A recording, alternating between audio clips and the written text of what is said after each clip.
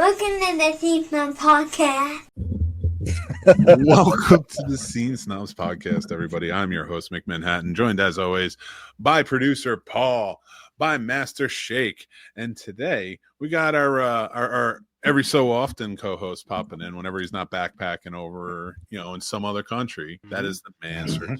So we got a full house today, and we are talking some pretty bad special effects and VFX, and then we're going to talk some of our favorite special practical effects.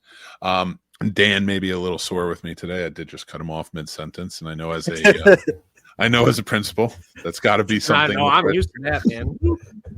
All right, I'll admit something. I think I might have admitted this on the show before, but I'm going to do it. This is like, if I'm a bad dad, this is like the terrible thing I do, right? I did it since they were babies too. Whenever they're talking and like you're just tired and you get them in the car and like you're getting ready to go out, drive somewhere. One of my favorite few seconds was as they were talking, just shutting the door and having that few seconds before I open up the door and get in and just kind of like reset. But like it was just kind of like yeah, boom, and then you just kind of move on. So that I kind of got that feeling again. Now, that's just recently with you, Dan, and I'm sorry, but It's good, man. We had to start the show. Yeah, I did wait until show this for sure. Before we get started, everybody, I want Sir Sturdy to talk about his wonderful shows and channels. Did you forget? So, not at all. For those of you that do not know, I'm going to start off with Popcorn and Pints. I'm a co-host on Popcorn and Pints. Mick is an honorary co-host over there, along with James and Chris, which he has an awesome podcast called Stories from a Bar, which you guys should check out. But yeah, we just talk a bunch of movies there. We're actually doing the Bond franchise, it's getting better. After the third and fourth movie, it's definitely getting better. We're having a wonderful time with it, though.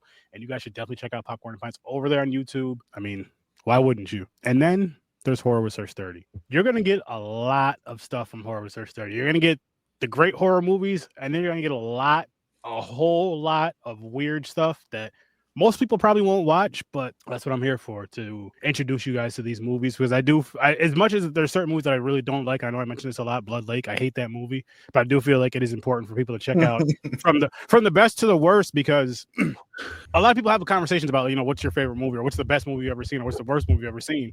But if you're only watching the theatrical releases, you haven't seen much. And I'm trying to open people's eyes to see that and give a shine on those others that haven't been seen by the majority. Even if I don't like them, that doesn't mean you won't like them. So yeah, Horror with 30. Come check it out. Yeah. So thank you so much for jumping in, man. Yeah, check him out over on Horror with 30, Popcorn and Pints. Check out his show Sturdovision. It's a lot of fun and so much more. I do have a couple of announcements. I know on our Patreon, I announced that we'll be doing a giveaway, and it's going to be our Valentine's Day giveaway, so to speak, but it's going to be the Beetlejuice popcorn bucket. This thing actually is pretty cool. It lights up, but I'm not going to pull the tab. I'm going to leave that for whoever wins it. Is it pre-buttered? No. But it has a little like drawer here, so I don't think it's a great popcorn bucket per se, but it is kind of a cool thing, collectible to get. And one of our lucky Patreon members will get one. You can join for free. You can follow and help support. There's some tiers there. So go check it out now. Links below. Well, check it out after the show, but links below. And we will spin the wheel on February 28th. That's right. February 28th. We'll do that. So thank you guys so much for letting me do that. If you'll indulge me for one more second, one more announcement coming up this weekend is Casters for a Cause live stream charity. It's on the 1st, starts at 3 p.m. It's a 10-hour live stream event, all for charity, to help go towards the American Red Cross to help with the wildfire relief efforts. Please join us for just like 10 hours of straight fun. Have a good time. Hang out. Let's just BS and chill. It will be awesome. And donate. All the links are down below. You can watch us this Saturday at 3 p.m. Eastern, all the way till 1 a.m. We'll all be there. Tons of others. There's a great lineup. So go check it out down below. And all right, guys. So I thought we'd get started today. And that's going to be, I'll leave the Patreon up just in case anybody wants to sign up. So, and the caster thing, people, that is something that is near and dear to me. I'm so happy that Mick lets me be involved with it. And it's just an awesome, beautiful thing. So let's really try to help raise money for these people in California that lost a lot in these fires. Because if it was you would want the help. You would need the help. And, we got to help each other. We're all people. Let's love each other and let's help each other. And I'm closing it out. Heck yeah. I think, And I will say, anyone that muted. hasn't listened to Sir Sturdy, he will introduce you to good movies because I introduce Helen Keller versus Werewolves a lot now because he introduced me to that, and that's honestly a classic, and that's one I never would have given a chance ever. And it's until like this, that's a fun one. watch party movie. It's a fun turn your brain Right. off, have a good time, and just forget about everything and watch it and laugh. And Wild continue to do movie. it. I do want to say, Dan, I think you're muted because you were trying to talk and we couldn't hear you. Oh, sorry, that's my bad. I was gonna say cocktails, but I muted so that way my cough didn't bug people. That's my bad. I'm sorry. So what are you're going to be there for Casters for a Cause. You're doing Master Shake's moderately entertaining mixology minutes, which I never forget because I learned how to say it for my old show. We all had one on prime time. Yeah. So Dan is going to make 2 beautiful drinks. And based on by 6, AI. 6 California beers. Yeah, tell us about the drinks and stuff. Oh, okay, yeah. So I'm gonna introduce 6 California beers. The other half of Math and Smash. Math will be there with me to discuss the beers and the cocktails. 2 cocktails. One is in honor of just Los Angeles. It's gonna be a great mezcal based sour. If you're familiar with the term, it's gonna come out a nice golden color and. I thought it looked like, being on LA, Mick, you were there, the sunsets are very smog induced, but also gorgeous. Like gorgeous. And then the second one is for first responders, and it's going to be this gorgeous blue color, with a separation between it's seriously, it's going to look like blue line through, like kind of smoke fog. Because it's topped off with soda water. And so that delineation between, that is supposed to represent like, how they come out of the disaster, So it should be a really good time, informational. I haven't done the show in 2 years. So should go, exactly how it should, hopefully, because I did it. I mean, I did 2 full seasons of the show. So, I mean, you're going to be fine, buddy. Yeah. It's like riding a bike. I'm also going to do Let's Play for Arcade After Dark. It's sadly that's been on hiatus for 2 weeks because I've had pneumonia and it's really difficult to A, stay up late enough because I get exhausted, but B, talk for long periods of time without coughing. So I'm going to do a Let's Play of Friday the 13th, and Math will also be on that, and his entire job is to talk about how bad I am. And I always got your back, man. If I got to jump in or something, of course. Don't worry, I'm here. And Bertie can stay off to the side. He can do whatever he wants to. But I love that game, and I love the music in that game. So I think it's underrated. I think it's the first real survival horror, personally. And it gets unfairly maligned, basically because of the AVGN. But as a kid, man, I loved that game. Never beat it. I beat it as an adult, but I never beat it as a kid just because it's really hard. But I played it a lot. I'm excited. I can't wait to watch. I'll be there, but I'll be watching it all as it unfolds from 3 p.m. Eastern until 1 a.m. So I hope you guys will all be there. Let's donate for a good cause. Try and help some people out if we can, and try and break our goal if we can. That would be great. We're not breaking anything else that night, Dan. If anybody donates $100, no, coming off the top of the ladder just for the show, it's going to be awesome. I've never gotten to come off the top of a ladder. I have my WWE Championship belt. I'm gonna do it Money in the Bank style, where I jump, grab the belt, crash through the table. That's not gonna work. It'll work. You're gonna die. No, it'll all be good. I'm all. I did a couple practice runs today in the gym of my elementary school. The ladder I have at work is the same, and I'm on the ladder all the time. We have some gymnastic pads, so I jumped off the top of the ladder on the gymnastic pads, and it's perfect. It's perfect. Yeah, but that's pads compared to a table. The same thing. Same thing. Oh my goodness! It's not the same thing. These two in person together is reckless and dangerous. It's a good time. You're always gonna have stories if you put us together and hang out with you. Yeah, and like I always say, like it's gonna be a disaster. It's you gotta live life. And the best part is that I'll do anything for charity, and I think it'll be really entertaining. It's something I always want to do anyway. So hopefully somebody comes through, $100 donation. And how tall is the ladder? I want to put a cap on it. 13. 13. God bless. You're going 13 foot. Wait, you've been how many gymnastic pads? First, It was a like one gymnastic pad. you That was fell fine. 13 feet down. Jumped so You higher than jumped 13. 13 feet down and landed on what? The pad. I did it like 3 times. It was fine. From 13 feet. Yeah, flying elbow. On that Macho type Man. of pad. Macho Man style. Isn't that why? Well, my theory was, isn't that about how high you are when you are on the top turnbuckle? I don't know. No. I would Google that. I mean, maybe if you're if you're jumping off of the whole ring, but not to the ring. I can't wait, man. It's gonna Macho Man is gonna be so proud of the air I'm gonna get. Oh, are you gonna jump onto something though, like that's laying on the table, like a stuffed animal or something? You know? No, just through the table, man. Dude, all right. My funniest ladder story. It's not even mine. It's not even my story. It's a friend's story.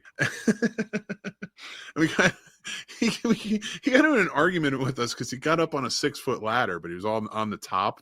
Yep. And like he's holding on to, because we're working in the theater, and he's we're like, dude, you're gonna fall down 12 feet and break your neck. And he's like, no, I'm not. And I'm like, what? He's like, I'm going to fall 6 feet. I'm like, what? You're 6 feet. And he's just like, yeah. And I'm on 6 feet, but my feet are here. So it starts from there down. I'm like, That's what not are how you momentum talking works. about? That's not how momentum works. Gravity don't give a fuck about that. Wow. No, it certainly does not. I got some good air. Like the third time I did it, I got some good air too, because I wanted to see like what would happen. I got some good air on it. I really hope somebody donates. I want to see him do this. Listen, what I found out Of course you do. from having listen, Mick. What I found out from having grown up with Caucasians and having Caucasian friends, when they say they want to do something crazy, there's nothing that I can do to stop them. They're either gonna do it with me there or me not there, and I want to see it. So, you know, I'm not Last there in year, person. so last year when the Lions beat the Rams in the first round of the playoffs, all of my friends said there was no way I would go out and do a stone cold shirtless because it was negative 16 degrees at the time. So I went out in my boxers. Boots on, of course. So I had boots and boxers on, and I did a full stone cold right in the middle of a blizzard to celebrate the Lions winning their first playoff game since I was 8. I respect it. And I'm excited, man. And I really do hope somebody donates. And it's not just because it's like this thing I've always wanted to do. Charity's great. And get out there and do, if you can't afford to donate, retweet it, because we've all been posting it and we'll continue posting it. Retweet it, whatever. You know, Sure. whatever platform you're on. Do we have anybody on Blue Sky tweeting it? Yeah, I've been tweeting it out on Blue Sky. Oh, okay. Yeah. I just thought about that. I was like, man, I put it on Facebook and Instagram, but did anybody like put it out there on Blue Sky? I'm not on what's the other one? X now? Is that what it's called? I'm not. I'm only on Blue Sky, Letterboxd, and YouTube. So I didn't like But if you can't afford to donate, totally understand. I mean, everybody has their own thing. But share. You know, like, subscribe, share, all that stuff, all the good stuff, because we want to, you know, and people may look and say like, oh, what, you guys raise $1,000? Hey, listen, it's something. It's something. And Even like, if you raise $1, it's something. We want to just help. I have 24 Like that Beatles song. subscribers. Calm down. That's pretty good. Although that's what I think that like it matters. Every little bit matters, whether it's something that's movement in the right way or money. So Positive thing going on, and Exactly. if it helps some people, that'd be great. All right, but we are going to be doing that. It's not going to be the worst. It's going to be greatest, but you know it's going to be the worst. Our conversation tonight, John. No, it's gonna be perfect. It's going to be perfectly about the worst. yeah, I wish I got Joe in here, my buddy Joe, because he is a visual effects artist, and he worked in visual effects artist. So I would love to pick his brain, but he'd also get really shitty with my list. So you're not fighting right now, Joe, but maybe in part 2. But I want to talk about the worst in visual effects, like what really pierces our eye, visual and special practical effects. I want to hit both on these. I want to talk about some of the worst stuff. We've talked about the best. Yep. Let's get into the worst. Give me a shining example of what you think, like, and I want to put a kind of a bit of a parameter on this. Don't punch down at like Trauma. Don't punch down at like that sort of level of filmmaking and say, like, because it is low budget, but also that's what they use. I wouldn't call it the worst. I'd say that's good for them because that fits. well, it's budgetary, right? Yeah, you don't want to. I don't want to punch down at anybody who does that. I'm talking studio grade independent films and up. Okay. Which is ridiculous within itself. It really. Never mind. We'll save that for. Well, I do think we really got to like segment between practical and digital too with this, because like poor practical effects are fundamentally different than poor digital effects, right? Yeah. And so like I do think we need to differentiate that. Like, well, they may be time different period. in terms of, you know, maybe in a tangible sense, but either one can take you out of a movie real fast though. Real fast. I think anything effects wise can bring you out if it's bad, just like it can lure you in if it's great, right? Yeah. So what do you guys think? What are you guys thinking here? Because you guys are big horror fans. So do you want to go first, Sturdy? I'm sorry, I didn't mean that. Oh no, go ahead. I just had one right here, but go ahead. So I tried to cut them up, you know, and going through. I wrote 8 pages on this stuff. I did research and I wrote stuff down tonight. Let's go, Paul. I'm gonna let Shake and Paul have this one. Just back and listen. So the first category I had in there was immersion versus distraction. Exactly what you guys were just saying, because I do think you can have, like, for me, The Mummy Returns 2, or just the Return of the Mummy. So the second movie, the CGI is off, and I feel like it takes away from the movie. I would have preferred just him in makeup, whatever, practical effects, and it probably would have been just fine. But I feel like that distracted, and it does, as an adult, take away a lot for that. And I think, you know, obviously there are different budgets for everything. So I had budget versus creativity. I feel like as long as you have a good story, a lot of times people will overlook bad CGI or even bad practical effects. 100%. Because you have a good storyline. One that comes to mind. Even the more absurd the storyline, the more you can get away with, I would say. Right. But I will say, however, even some absurd story. So for me, the worst practical effects I put down as Trolls 2. I was going to ask if Troll 2 counted. Trolls. Wait, oh shit, that can't be worse. Troll 2 is different than Trolls 2. Let me see. What did I write down? Trolls. Wait, what? So Trolls 2. Troll 2. I'm sorry. Troll. Okay. Troll. That's it. Like Troll 2, I didn't put it anywhere on my notes because I Trolls 2 is the cartoon. Yeah, it's a cartoon, right? That was I didn't put it on my list because I consider it be independent. It's not a major studio release, is it, Mick? Well, it doesn't have to be a major studio release, but it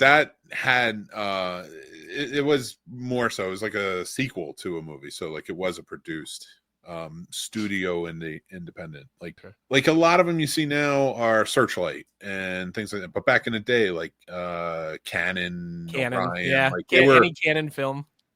Independent studios, but they were, you know, produced independent movies, but they were backed and distributed by studios. So, you know, so it's sort of like those, not that level of, let's just say like the lowest is like where Mel Gibson is right now. And he's doing, well, no, okay.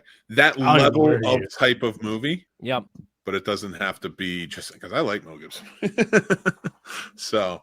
I agree though, Paul. Like like immersion versus distraction. What do you think is Sturdy? Or 50 I'm gonna go with Freddy vs. Jason, and I like the movie, but the that caterpillar, that was bad. Oh, it was. Oh funny my god! Back, yeah, but it was really, really, really bad. And I feel like you were saying with the story, or whether the story's good or fun or whatever the case it is, that connects you with it. As long as it keeps you interested, that stuff doesn't really bother me too much. It takes away a little bit, but it's not like, oh man, I don't like this movie. Versus another one, which is a lower tier, yes, but I'm going to tell you why. Okay. Jurassic Shark was just terrible. The CGI really bothered it for me. Those count. Those are like the CGI in that one bugged me a lot. Versus Zombies 2, the hippo scene, because the way that they tied it, like I feel like if you have bad CGI and stuff, if you could tie it in good and tie it in fun or funny, like they had a hippo throwing somebody off of a kayak and then catch them in its mouth. Hilarious. It worked. It was fun. It was funny. I wasn't mad at it. I enjoyed it. But then, you know, you have other movies that just kind of, and they're on the same level. It's just they don't utilize it correctly, in my opinion, to really keep you interested or keep you having fun with it. They just kind of throw it in there. To throw up another example of the first one, Freddy vs. Jason with the caterpillar, and I want to see what you guys think about this. Even that being as bad as it was, right? It was sort of reminiscent to going back to 3. In Nightmare on Elm Street 3 with the worm, with the Freddy worm, right? And that was great. And that was great. And it was a practical effect, you know? So like it's such an interesting, but if you look at it by today's standards, it's not great. It's, you know, what's funny about though is like, so what you have there. So this is what was a category for me to piggyback on Paul. I went with necessary versus unnecessary. Okay. And we have a ton of stories of digital effect being put into film that there's absolutely no purpose. A great example is in episode 2, Star Wars episode 2. There's the whole scene where he's using the Force to send food at Padme. Why is that food digital? There is zero reason. Or X-Men. Halle Berry refused to wear white contacts for the scenes where she was summoning the lightning and stuff. And so not only was it expensive, it looks like crap when her eyes turn to white, because it's this weird, like, I know it's like mutants, but like it looks unnatural and weird. And so to a subcategory almost of that idea of immersion versus distraction is this idea of people just interjecting where they don't need to, where it's completely unnecessary. And I do think digital effects specifically fall into that category a ton. Well, let me ask you this on that, because then and Paul, I got some I want to ask, but on your next point, what do you think in terms of, for your own personal opinion, between practical effects and visual effects, what do you think misses more in terms of, like, really shining with either? And in my opinion, oh, go ahead. Sorry. No. I want to. I think CGI fails us more, because I feel like if you're doing practical effects, like you think of the Thing from 2011, right? So the prequel to the other Thing. They made it for practical effects, and I feel like those people probably took hours upon hours of work into it. They wanted it right, and then just got masked by CGI. So to me, I feel like CGI, yes, it is an art. Yes, it takes work. I'm not saying it's easy. I still think maybe people are just a little more sloppy with it, because they're letting something else kind of take over some of the grunt work of their art, as opposed to practical effects where they're trying to make a name for themselves. Because I mean, how many makeup artists do we know? Like, you got to stand out. You got to do your job. You got to do 100% every time, even if they're going to mask it. So in my opinion, I would probably say that the practical effects are always going to be on point, at least, if not phenomenal. Yeah. And even there, you got to have a good reputation. A lot of that is reputation. Well, everything is reputation in it, but it's a little more finite when it comes to those practical, or makeup and hair and such. Yeah, I definitely agree. What you got, guys? What do you think? I agree with Paul, and I'll even say I can take and respect and forgive bad practical effects more than I could the CGI stuff. A lot more, because at the very least, and I'm not taking away from whatever they do with the CGI, but you're building this with your hands, you're putting it together, you're doing it with whatever you have, whatever kind of dollars you have. And then the other way is just digital. And like Dan was saying, like Paul was saying, like when it looks bad, it looks really, really, really bad. With practical, you're like, you know what? I understand what they're trying to do. I get it. I can't do that. You know what I mean? I'm not saying I can do the CGI, but I'm just saying I can learn, not taking away, but I can learn CGI more than I can learn a practical effect. I would actually disagree with that. Oh, quickly, you'd have to have not quickly. I feel like everything. I mean, as far as learning the CGI faster than as far as like putting something together with the practical effects, like making, I would actually, heads and all that. That I would say that depends. I would need to know how good you were with a computer first, your computer literacy first. I can't color in numbers, so practical effects are out for me. I am not artsy at all. No, I think you do well. I think it's a different world, man. Like I remember when I was, in college we had to take a makeup class, and once I found producing, I wanted to produce. I was all in. I was like, but I needed to learn everything, right? It's college. So this is like a 1 month course with like a 4-hour class every day, every other day, and then a 4-hour lab the next day. And you just had to make like face-off esque type of, not contest, but they were like kind of show-offs at the end. Not on that level. We're all college kids starting out. But I'll never forget the first day, and I'm proud of this still. The first day, my teacher walked up to me while we're doing the first lab and applying to makeup. And so she goes, what do you want to be in the industry? What do you look for? I was like, really writing and producing is really where my heart lies. And she goes, good, stick with it. And I will tell you what, not only did I go home every day and practice and practice and practice and then come to labs and got better and better. I got an A+, and I got to be like a helping hand on a set for makeup effects. Awesome. That's how I earned the respect. Paul, I'm going to tell you, it's a pain in the ass. Pain in the ass. So if it's something you want to try, maybe try and get on like an assistant. It's very easy. It's more like shop than it is. That's what I was going to say. I think practical effects are more handyman than like art. Yeah, well, even shop, I would say, is an art to itself. Yeah, I'd say it's an art form. I just mean more like you have to be like so you brought up Freddy versus Jason, and I'd never thought about the worm really. That's such a dumb scene anyway. But like what the effect that stands out for me from that movie, and it's a practical effect, is the bladder work for the blistering arm. And the way they basically did it is it just had the bladder for the arm, and then they just had tubes going down it, and the guy was following behind it, smoking cigarettes and blowing the smoke through the tube. That's cool. And it's like that's so creative. What I'll say is I think that like, and I'm just kind of reiterating what Sturdy and Paul both said, but I want to define it a little bit better. I think that practical effects have a shorter spectrum for failure and success. Digital effects have a much broader spectrum of success. Like top end digital effects are just, they're untouchable, right? But I think that a lot of people in practical effects can reach that level. I mean, granted, you have your real artists like Screaming Mad George and stuff, right? Like you have your real artists that are always like at the very top. But if you're talking the generalists in the industry, I think that your very top digital effects artists are more impressive than your average very top practical effects, and then vice versa. The people at the very bottom of the effects are far worse than your worst physical effect. And like, so that spectrum, it's almost like if you're going to choose the digital side, you're taking a bigger risk for it to really mess up. But if you go the practical side, you have more room for error, because a little bit of error, like Sturdy said,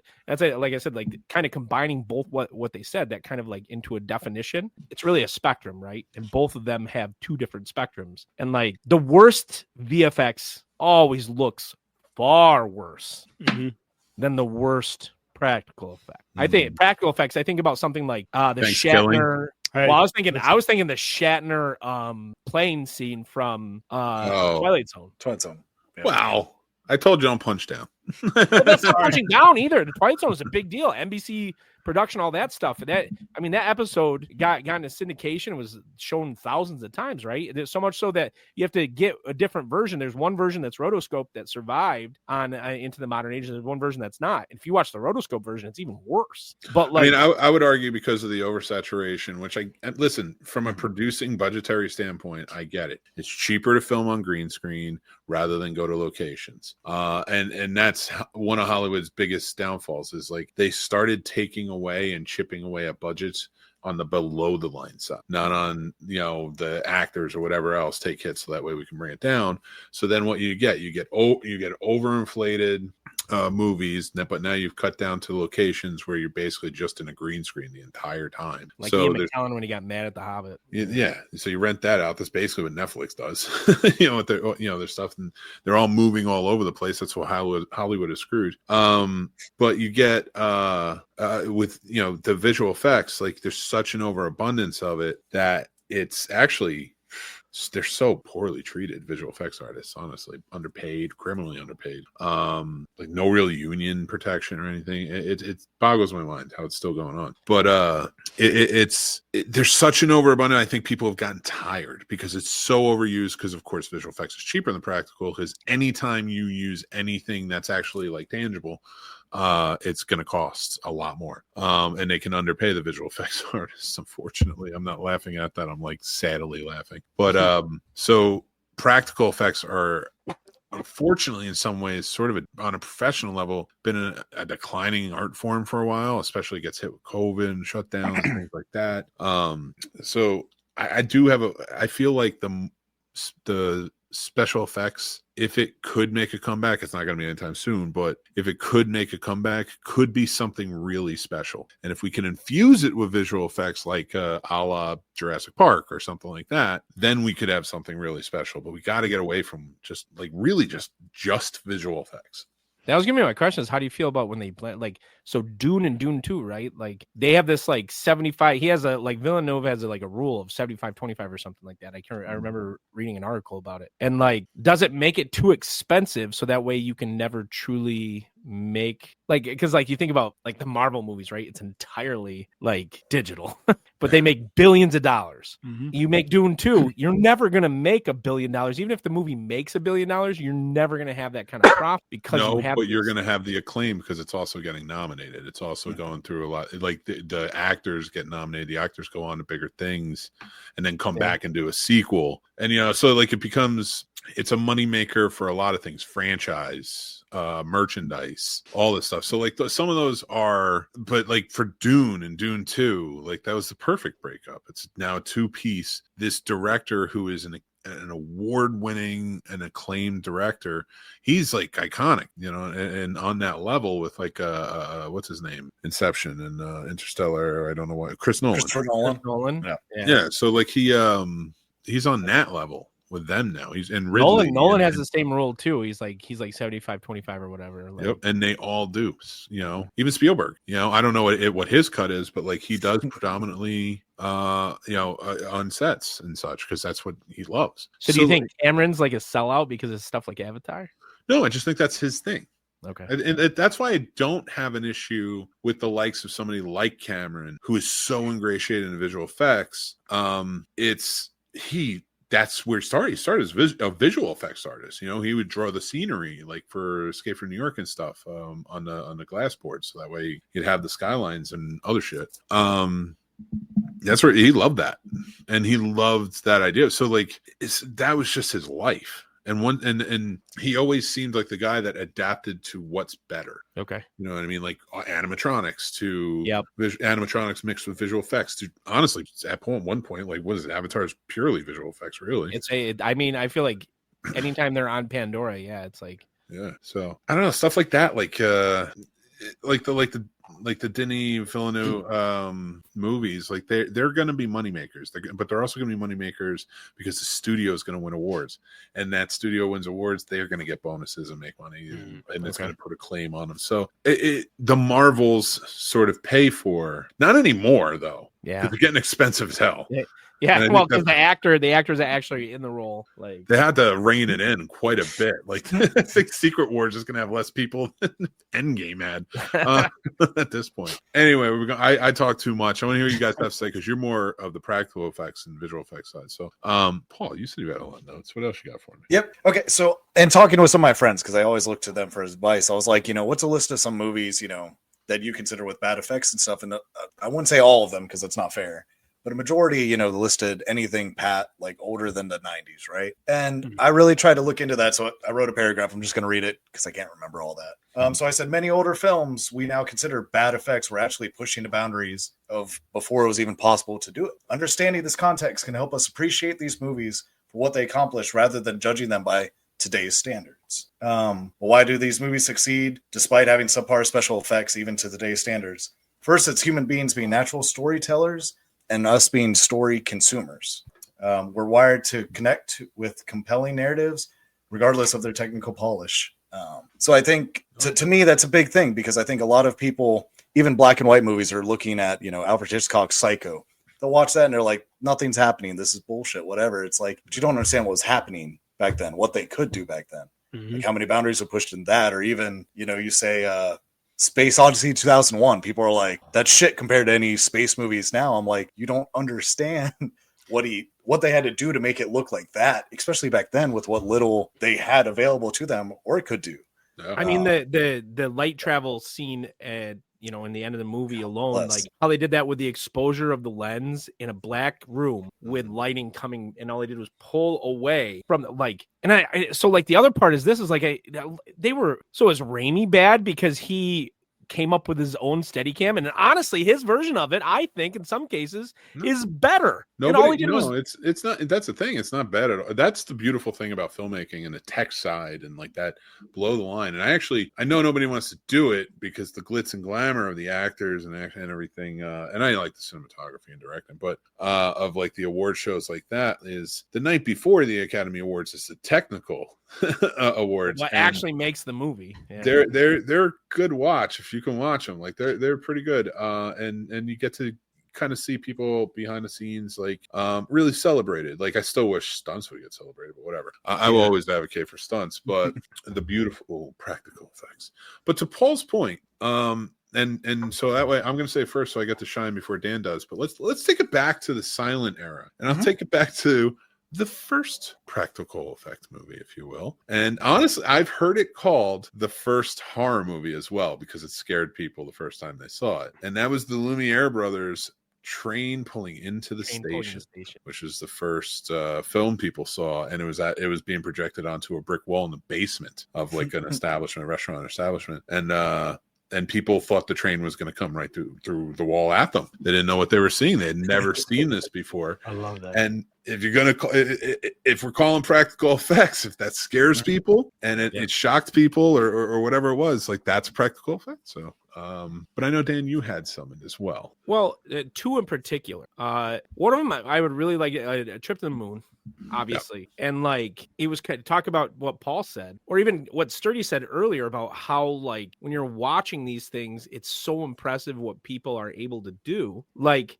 imagine watching that and really like, wait, did they actually go to the like? To think about it, and the comparison I would make is now is how people are like, well, Kubrick filmed them actually going to the moon. No, he didn't. But isn't it amazing that people think he did? Because wow.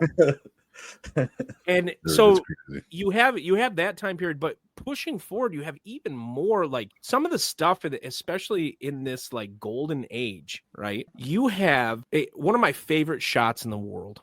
They took camera, suspended it from the ceiling, and essentially, I would consider this one of the very first tracking shots. I'm trying to remember the name of the filmmaker, and I can't, but there's a shot where the camera moves over the top of tables as people are at the tables drinking cocktail, and it zooms in on the protagonist. Oh, it's a Citizen Kane.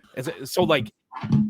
That's more of a cinematography trick, and it was actually frosted. No, so it's way before Citizen Kane. This is like 1924. I can't remember. I was thinking about when it comes through the skylight into the window while she's crying. This is forward, and everybody is like, "Is this? How did they do this effect in camera?" Right? Because there's no way. I mean, 1924. There's no way to. And so they have this, and that's cinematography. You're right, but like the camera moves in, and the perspective of the viewer and the audience goes over the top of tables long before Steadicam, long before Sam Raimi put it on the end of a 2x4. Oh, they were so creative. You're talking about like, John Ford was running around that time doing crazy shit. So like that necessity. That's awesome. No, necessity is the mother of invention, right? You have to. I'll tell you what, your best friend below the line on a set to get anything done, the problem solvers, the grips. Give them the credit because the grips will figure it out. That's why as soon as you were like, nobody could have figured it out at the time, I'm like, yeah, they could. No problem. The grips will figure it out. They'll put it on 2x4s and two people will carry it across. They'll do whatever they got to do to make it happen. Grips are the backbone. I will say it. The grips are the backbone of a film set. And I think to practical effects, I bet you they probably get to be good buddies, right? Like the grips and the like SFX people.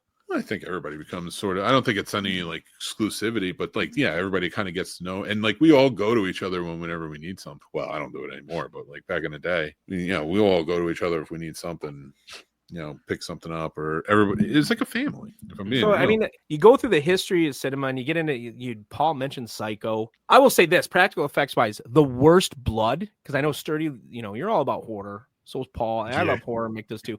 Like the worst blood I see, and it all comes down to whether or not they put the right tincture of green inside the red that they need to do. Do you guys know who said that? I'm gonna guess Savini. Wait, say Tom it again. Savini. Was it? So Tom Savini said, and this is it. So he, in multiple documentaries I've watched, he's brought this up, but he actually discovered it. It was either on the set of The Burning or the one where he blew up the head the first time. Maniac, is that the one where he blew up the head the first time? Yeah. So on one of those two sets, he discovered, and the guy's a Vietnam vet, and that's how he got his inspirations. Yep.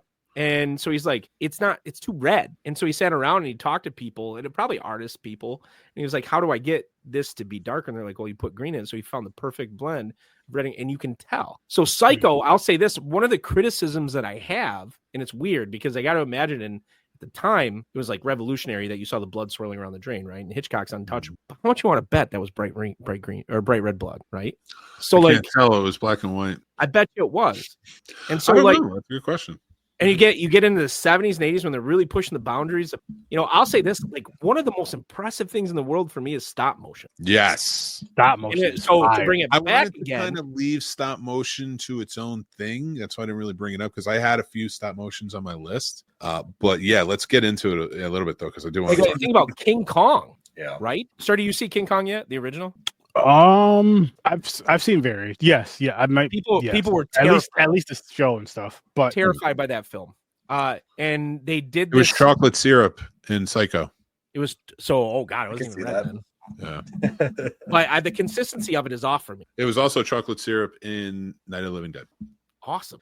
But that stop motion they use in King Kong Mhm. is so good. And if you watch the effects in it, it looks like it's digital because they use that rear projection. You have scenes where the stop motion's going on, and then you have the rear projection. You know, this is pre-Harryhausen too. That rear projection of human movement at the same time the stop motion for the ape is on the screen. Yeah. I got to imagine when that came out, people went in theaters, they were like, They were amazed. Like, I mean, Oh, yeah. you should go Like- back and if you get a chance to read some of the reactions. I don't know if on YouTube they would have people's reactions, but they have had older actors and older filmmakers and stuff go back and talk about seeing it in theaters. So if you can get the idea of it, but just reading into it in the history of King Kong, it's mind blowing. It's think of the last mind blowing movie you saw where you were really like, wow. That's crazy. That's what it was. It was the Lumiere brothers with the train in the station. It was something so different and so unseen. You walked out of there just kind of like, I need to see it. Like for me, and Dan, shut up. This is a pivotal moment in my filmmaking life. This scene in Jurassic Park, I was in a theater. It was opening weekend, packed. And like we were like towards the front. So like, you know, I'm 93, so 11. 6'8". yeah, Mick was already 6 playing basketball for the Chicago Bulls by the time dunking over Michael Jordan. No, I don't think. Yeah, I'm showing up. I remember I went there. I was 10. It's probably all of like 4'9". No, you're thinking of Sean Bradley. Anyway, I'm thinking about from the because as tall as the dinosaurs, they brought him in for a double. Yep. I was in the chair. As a Jurassic kid, Mick. with popcorn in my drink, looking up at that screen, and let me tell you, when that Brachiosaurus is shown for the first time, mind blown. I knew right then and there, and I've said this on the show, I've said it in life. Anybody who knows me knows the story, except for these three, obviously. No, but anybody listening, so like that was the moment where I was like, I want to do this for my life. And what does that mean? I want to make people feel like I just felt. And that's why it's always going to be special to me, because I went home I went to a birthday party after that, and then I went home and I wrote in one of those marble notebooks, 90 pages, front and back, Jurassic Campground, the first feature-length screenplay I ever wrote. Do you still have that? I don't think so. I have a lot of I have like a whole box of my writing and stuff. So over the years, so Would maybe, you call but that I'm not ready to go down that. would you call that the most impressive SFX moment in your life? I left it. Jesus. Contextually. Dropped Or everything. most inspiring, maybe? Well, I think we should go around and say, like, before we do our list, because obviously the list is important. I think we should go, because I like to define eras of film by their SFX. And I think there are very specific movies throughout history that changed cinema. You know, it's not my most impressive, but one of them I think is Terminator 2. Speaking of James Cameron. For the 90s? Terminator 2 changed what it meant to be a blockbuster using special effects. Yes, agreed. And so, you know, or you go back to different eras in history. It is on my list, but Ben-Hur in 1959, and I like knew he was getting there. yep, and there are all kinds of movies that changed. You know, The Matrix. But that's the thing. You said Terminator 2, the 90s. Also had the Matrix. And if you're gonna, and yes, I am not trying to downplay Terminator 2. And if Terminator 2 didn't do what it did, the Matrix couldn't exist. But the Matrix, in terms of defining, You think it's more interesting? yeah. So what do you think is your most impressive, like not best, because obviously our best list is different, but like as a whole film, not moment, what is the most impressive contextually film you've ever watched? Like when you went to the cinema, you were like, this is going to shape and alter the landscape of film for the rest of time. Jurassic Park was definitely one. Was But that, you think it was number one? is one. No. What do you guys think? Let's let everybody talk. Sturdy? I'm trying to think about that. That's a tough ass question. Mine is I know, currently he's my throwing- background. So I'd go with, honestly, for me, cinematography wise, I'd go with Nope. Interesting. Nope. Just mind blowing to you. Astonishment. Honestly, for me, yeah, I'm sitting there. I'm like, how'd they get the shot? How'd they do this? The landscapes they did, especially the visualized night shots. I saw it, I think, 3 times in theater that first weekend just to try to figure out what was going on before I looked it up, just to figure out I was wrong. But Paul, try reading a magazine. If it's not, if you can read it online, American Cinematographer. oh, okay. I can remember that. It's the best in my opinion. It's the best filmmaking magazine. They're not sponsoring us. Careful. I don't care. I'll always, unless they dropped off drastically and became like something that it's not supposed to be. I don't know. I will always praise it. I have to go back and check them out, but they were always had great interviews, and they were cinematographers, camera operators, and camera team, and like so many more jumping in. It's not just limited to that, but and talking about what cinematography is and how it plays together. I'm sure their website might have some stuff on Nope too, if you wanted to look at that, in their archives. But I just love that magazine, and we are going to do a full episode on cinematography coming up soon. But like going back to what you were saying, Dan, like for me, if I'm going through and I'm just scanning through my head, and I'm probably not going to hit everything because I can't think of everything at the moment. Trip to the Moon was a big one. In the 20s. Definitely the general, I would say, is probably for the teens. But you got to see that in the theater? I mean, you personally.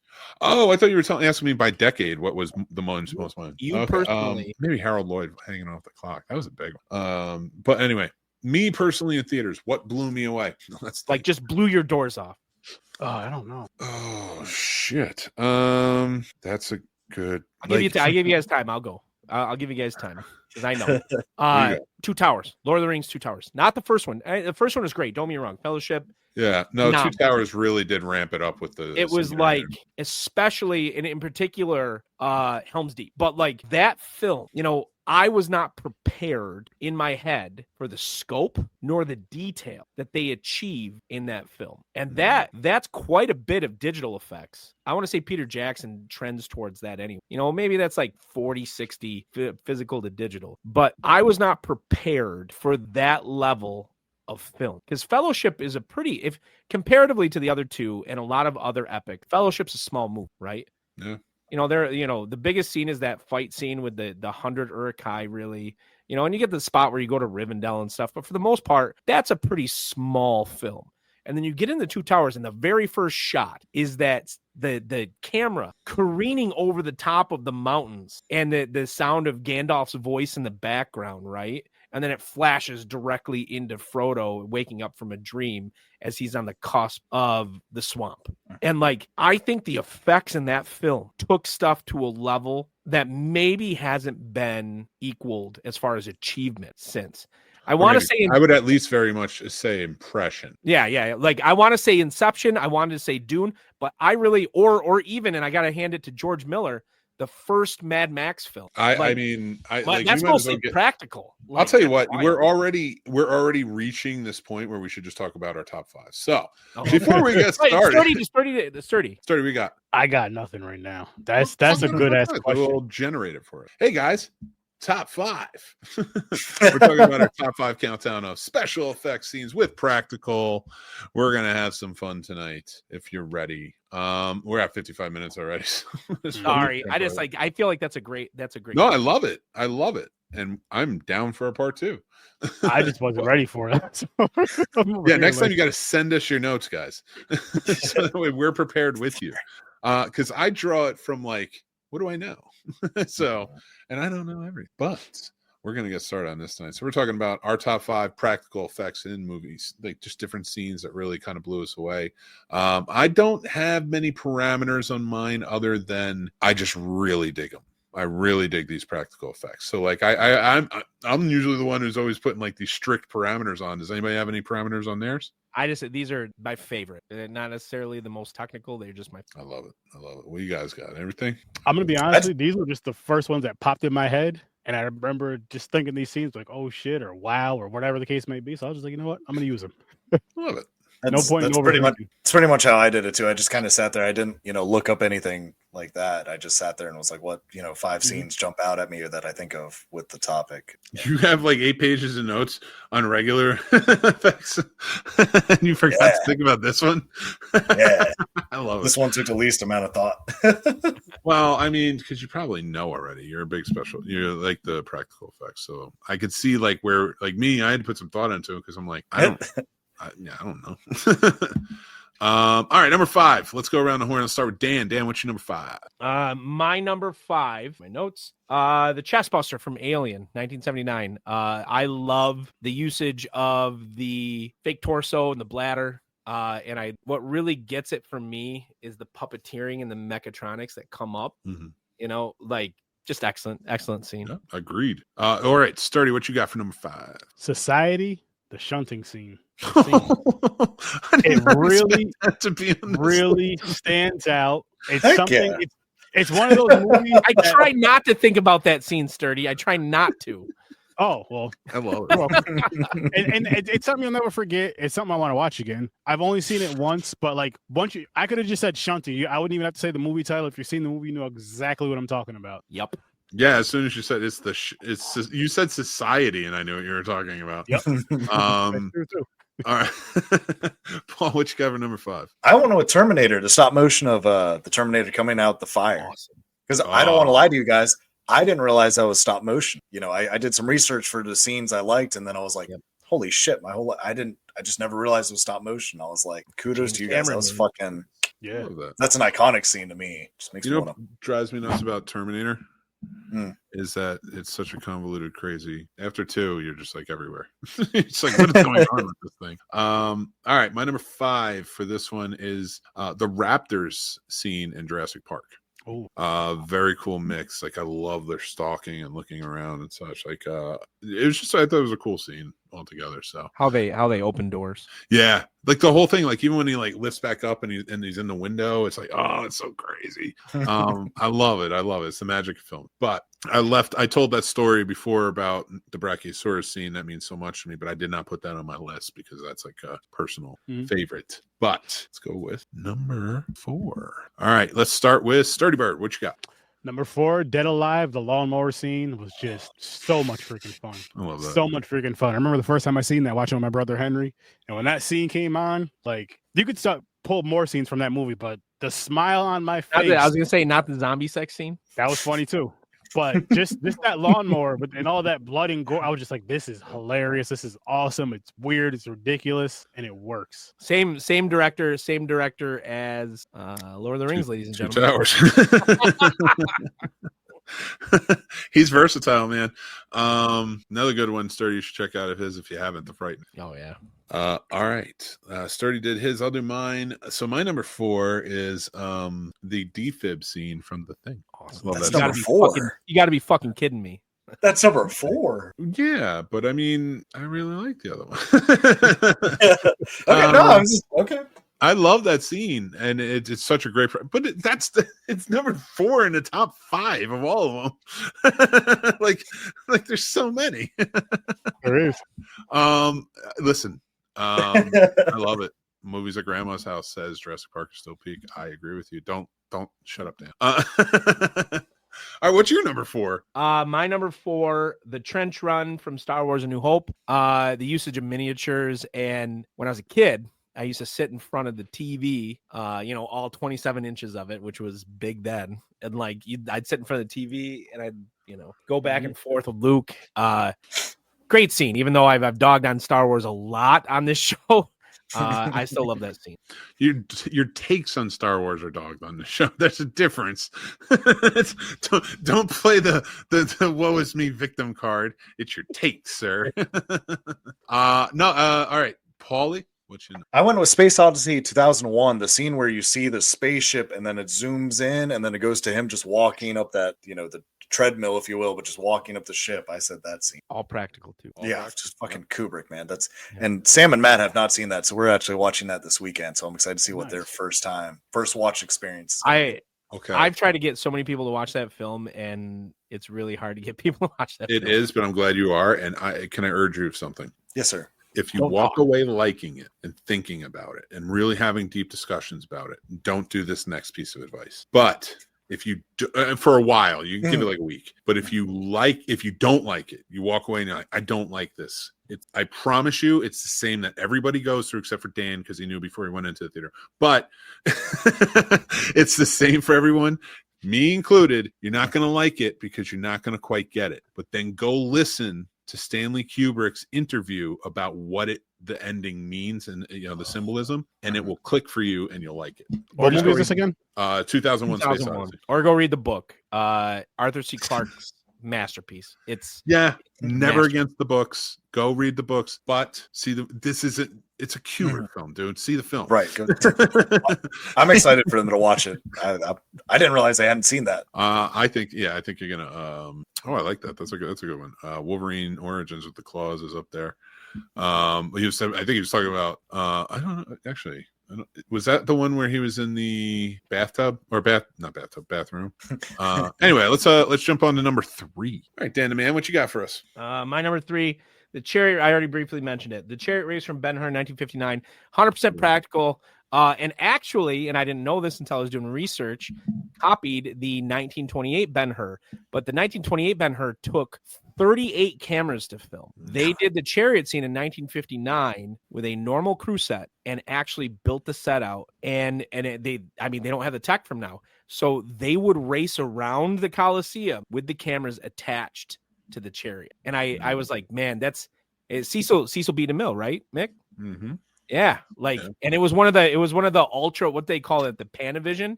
It was one of the very first Panavision movies. Yeah, and trust me, it helped to catch on. And I honestly like those movies too. I would say watch The King of Kings, watch The Greatest Story Ever Told, watch all these like biblical epics that came out around that time, because they really Ten Commandments, the filmmaking in that, and the visual effects and the practical effects are amazing. Which leads me to my next one, Darby O'Gill and the Little People. Really? It's from 1950, either 55 or 56, I believe. Yeah. I should have looked it up, but Sean Connery is actually in it. He's very, very young Sean Connery. Was he like 20? Yeah, he was playing an Irishman. So it's kind of funny. But it takes place in Ireland. Darby O'Gill is the town storyteller, so to keep. He finds and catches a leprechaun, the king of the leprechauns, and chaos ensues. But if you go watch that movie, the visual effects in that movie that were all done practically. In camera, all done practically, or layering the film in a certain way. But they used and I'll tell anybody who sees it, the Banshee scene, who may know this, is a practical effect. And I urge everybody to go check that out. But go watch the movie. I know it's very dated. It's a Disney movie that takes place in Ireland in the 50s. Yeah. It's like one of those family movies. But if you are a special effects fan, I do urge that. I have shown it on Disney Plus. Yeah, it is. It was a famous Disney movie, but it's just not the cartoons of the time, which were big. But I have shown this movie to visual effects artists, and they all are like, "Wow!" They looked into it because they're very interested in how it worked. That's mine. So, yeah, okay. Paul, what you got? My number 3 is An American Werewolf in London. It's a transition scene when he turns into a werewolf. And I have a distinct memory of, I guess one of the main guys that did the special or the makeup for that happened to be at Universal when we went down there to watch the makeup thing, because they talk about it. So I was like 9 years old, and I wasn't in movies then, but I just remember him talking about it and explaining it, and I was just blown away, just the patience and the thought process to do that. And it still amazes me. And that scene still tracks. I mean, I've yet to see a werewolf movie that doesn't either use that same thing or just throw CGI over it. And to me, I still think the practical effects of that look better than what anyone could touch today. So agreed. It's still the best wolf transformation, in my opinion. I disagree. What do you think yours is? Don't say Twilight, I swear to God. Ginger Snaps. That is a good one. But I don't think it's the best. I think, come on, Werewolf in London. I love Ginger Snaps and the transformation, and I think that it's a better metaphor than a male. I think it's a better metaphor than the male. Yeah, but in fairness, your favorite character from Donnie Darko is Patrick Swayze. That is not true. I was about to be like, holy shit, are you serious? No. I love that movie. Roadhouse. Oh my God, I love Donnie Darko, but no. He meant Roadhouse. Sorry. That's his favorite character in that movie. Over the Top. Or is that Sylvester Stallone? That's my Over the Top. You're off on your 80s heroes movies. Sturdy, what you got for number 3, man? Hellraiser. The scene where like they take Frank's skin off and it's just the thing of his body or whatever. That was. I'm not a big fan of those movies, but that was pretty impressive. Yeah, it really was. That was impressive. And then have you read the book, Sturdy? The book's called Hellbound Heart. It's by Clive Barker. What a phenomenal book, man! It is awesome. He's the high priest, though. He's not Pinhead in that. Yeah, it's called the High Priest. All right. Did I go? Yeah, I went with Darby O'Gill. That was my number 3, right? Mm-hmm. No, I went American Werewolf in London. That's true. That's right. Number And 2. one thing I will say about American Werewolf in London too is if it is copied, it's never copied like it was. It's always like maybe you see a snout growing or you see a hand growing. Yeah. It's never the full body, which Yeah. you're right. I think still stands the test of time. All right, let's get to number 2. Let's start with let's kick it off with Paul since we talked. So I cheated. I have 2 for number 2 because I couldn't decide on 2. Yeah, So I'll start. So my first number 2 is going to be don't make fun of me. It's Smile 2. It's the main demon at the end because they use puppeteers. I'm big on puppets. And so I like that they barely put any CGI over the puppet for that scene coming out as the demon's coming out and has the face down in him. I thought that was awesome. So good. Second one is Late Night with the Devil, the scene where Lily's head is split in half, and that being a practical effect. I thought that was awesome CGI, and just the fact that they did that, it looks amazing. And that's probably my favorite of last year. That's fair. That was my second favorite movie. Remember, that was my second favorite movie. I love that movie. That's awesome. Sturdy Bird, what you got? The sadness, and just if you've seen the movie, the violence in that movie, just the practical effects they use in that, there's a reason why I love Asian horror film. They go there with the practical effects, and it's wonderful. Yeah, they really do. What you got for me, Dan? My number 2 is the hallway fight from Inception, which after doing research, I found out was entirely practical. I think that is probably the sequence wise anyway, the best scene that Nolan shot. But on top of that, the fact that they did that practically using, honestly, the same thing that a lot of people did, Freddie did it. A lot of people did it. That's really impressive to me. Yeah. Because, do you feel like choreographing counts as part of this in terms of it? Because it's almost because it happens in the choreographing, visual effects, special effects. Yeah.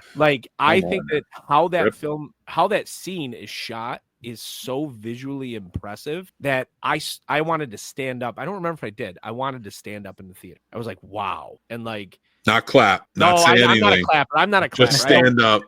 Yeah, I'm not a clapper. I don't some people cheer and stuff at the theater. I don't. Remember Endgame, everybody's cheered and stuff when they did the. I was like, oh my god, I'm not a clapper or a cheerer. I do laugh at really inappropriate times during horror movies. Me too. Entire theater is silent, and I'll laugh my ass off, and my wife punches me in the shoulder. That's gonna be so. I can't. I was gonna be real mean, and I'm trying to be nice. I was gonna be what part of Donnie Darko? That movie's awesome. Go suck a fuck, Donnie. All right. My number 2 is I should probably look. My number 2 is the Johnny Depp's death scene from Nightmare on Elm Street 1. Great choice. And for the same, actually, 2 of my picks were inspired by 2 of yours, Dan, because I saw your list and I was like, no, that's not it. I want to go with this one. And I want, and not because I didn't like Inception's brilliant. And I was like, I kind of want to pay homage to the original with that. And I love that scene and the blood and everything else. It was bonkers. You know what the version is though? What? Fred Astaire. So no, I just meant that okay. turning. That idea of the turning and apparently Fred Astaire was the first one to do that in one of his films where he's dancing on the ceiling of the room or something like that. And Wes Craven. This is my Freddy nerd showing in me that the number of times I've seen that documentary. Fred Astaire did it in one of the rooms, and Wes Craven loved that movie as a kid, so he wanted to pull it in the first movie. And he was like, "This is exactly how we do it. So well balanced, they could spin the entire room with one finger." Well, they did it, and Lionel Richie did it for Dancing on the Ceiling. Yep. So, it's been done. The turning room. I think for me, like Inception or Nightmare on Elm Street, it's spectacle. Yeah, it's not Johnny Depp in a scene. It's the blood. It's it's the whole idea of everything. And then of course Inception, just the fight scene, and then all the high stakes to it. It's just brilliant. You know what I wanted to list though? Have you ever seen? Oh, it's a Viggo Mortensen film where he is History of Violence. History of Violence. The bathroom scene where they're fighting in the bathroom. I guess that for real. Holy shit! That's so good. That whole scene. Now they're that naked, whole movie which is really kind of good. weird, but that's it. It's all shot in camera. There's no special effect. There's no. It's all the effects are all in camera. I want to list that, but I really do think Inception is more impressive. Sorry to take away from somebody else's time. Did everybody do number 2? Yeah. Let's get to number 1. All right, everybody. So number 1 on the list. I'll go first on this one. And it was inspired by the chariot scene that you were talking about, Dan. And it's the Dark Knight chase scene and the truck flip. I feel like that's a modern day chariot scene. Nice. And just everything that went into it. is Great truly scene. brilliant. Like, and I wanted to celebrate that on here. So, yeah, that's my number one. So let's go around the horn. Producer Paul, what you got? So I put The Thing, and I said any fucking scene, but specifically, if I had to choose just one, it's got to be when he's trying to put those heart monitor on him and he's trying to pump him. Just goes straight through. I mean, I know it's coming. I'll still kind of just for a second, just because they're so quick with it and just everything that went into that scene and how hard it was for them to get that just right and timed. It's unbelievable. You gotta be fucking kidding me. All the way into the spider head and everything. Yeah, it's fantastic. yeah. It really is. Love it. All right. Well, I'm feeling, Dan, what's your number one? I mean, that I literally wrote basically every effect from The Thing. And it, like John Carpenter does with that film is so impressive anyway. But the SFX crew, it's mind-boggling what they were able to accomplish using puppetry, animatronics, and in-scene makeup. I actually, my favorite scene probably isn't the reverse chest buster. That's kind of what I call it in my head.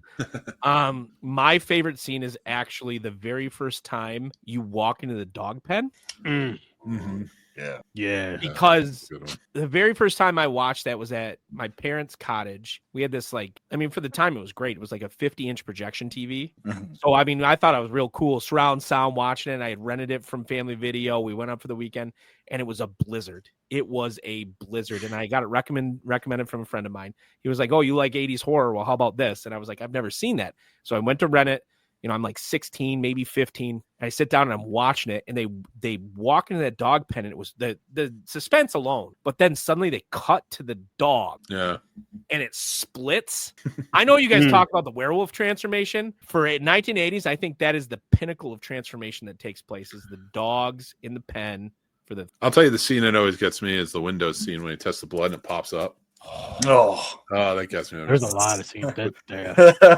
Sturdy, what you got for number one, my friend? And really quick, you know what is funny is I knew The Thing was going to be on the list, which was on all your list. I was like, I'm not using that movie, so I said Terrifier, the upside down scene. Okay, that one was wild, man.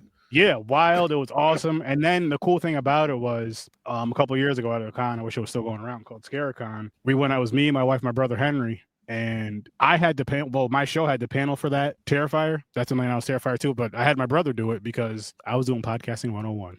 But it was cool to hear the girl that was the woman that was hung upside down, like just telling her she was saying how it was cold, it was just a long day, and this, that, and it's I love hearing that kind of stuff from those type of films. And then for that scene, the way that scene is, again, for anyone that's seen Terrifier, all you have to say is upside down. You know exactly what I'm talking about, and it's a scene that just stuck. These all these things are just things that really stuck out to me, and there's a hell of a lot more. But I'm like, I gotta narrow it down to 5.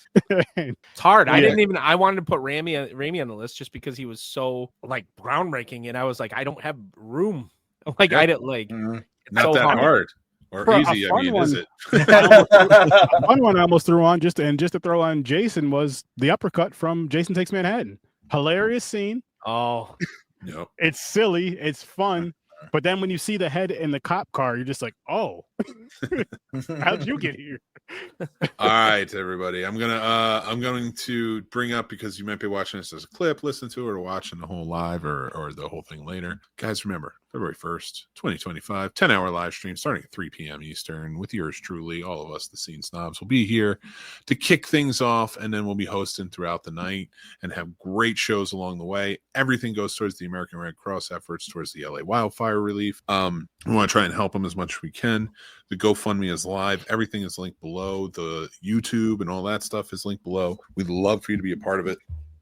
Before I get to the end of this, let's kick it off with Mick's movie pick from 1948, and you can check this out tomorrow on a classic film review. But it is Key Largo. If you haven't seen it, it is one of the quintessential hostage movies where you have 3 convicts who are escaping during a hurricane in Key Largo, and they take hostages in a small little resort hotel during that season. And Humphrey Bogart, Lauren Bacall, Edward G. Robinson. Need I say more? It's a great film noir. Again, it's film noir. What a beautiful woman. Wow. It is a beautiful movie for sure. And it's from 1948. So go check it out. It's Film Noir Month. Remember, we're going to be kicking it off next week with romance movies from here to eternity. But this will be out tomorrow, the classic film. Love for you. But guys, another show, and we got through it with visual effects and practical effects and all the love. Bad and good. Sturdy, tell them where they can find you. Over on Horror with Sir Sturdy, you can find me doing a live show tomorrow, 8 o'clock Eastern time. Make sure you tune in for that. It's going to be a grand old time. And every Saturday night, 9 o'clock Eastern time, Popcorn and Pints. We're doing a lot of fun stuff over there. You guys should tune into both of those. But more importantly, like Mick said, this Saturday, 3 o'clock Eastern time. Pull up, pull your wallets out, and let's help some people. Exactly. Dan the Man, what you got for us? Saturday, I'm going to do a special episode of Master Shake's moderately entertaining mixology minute. Such a name.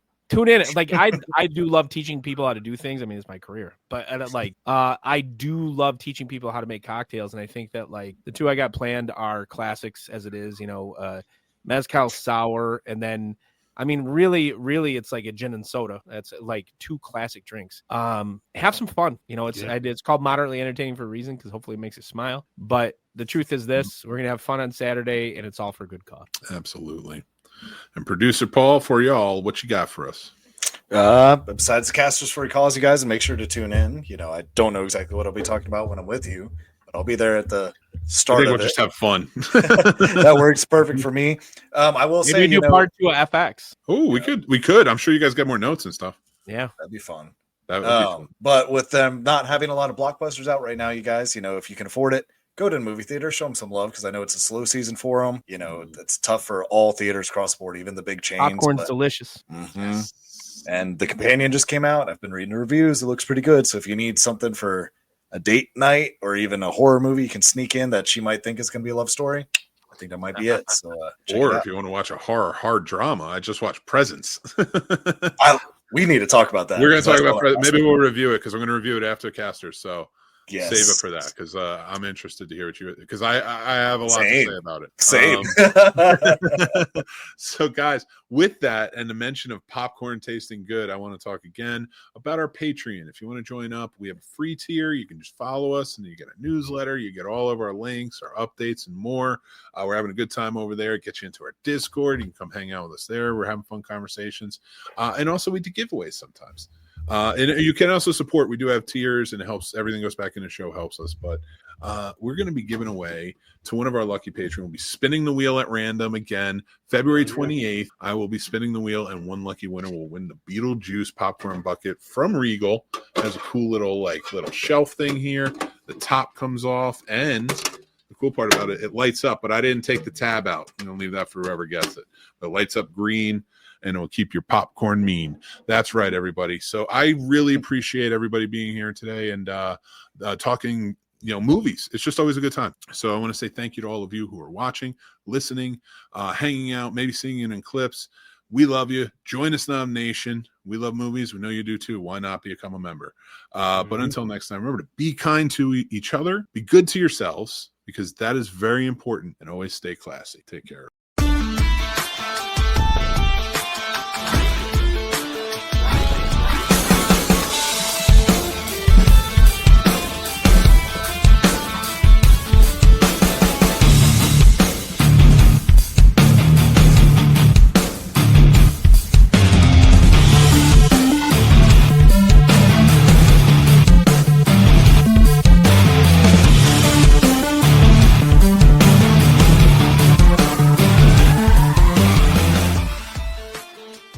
It's wild porn.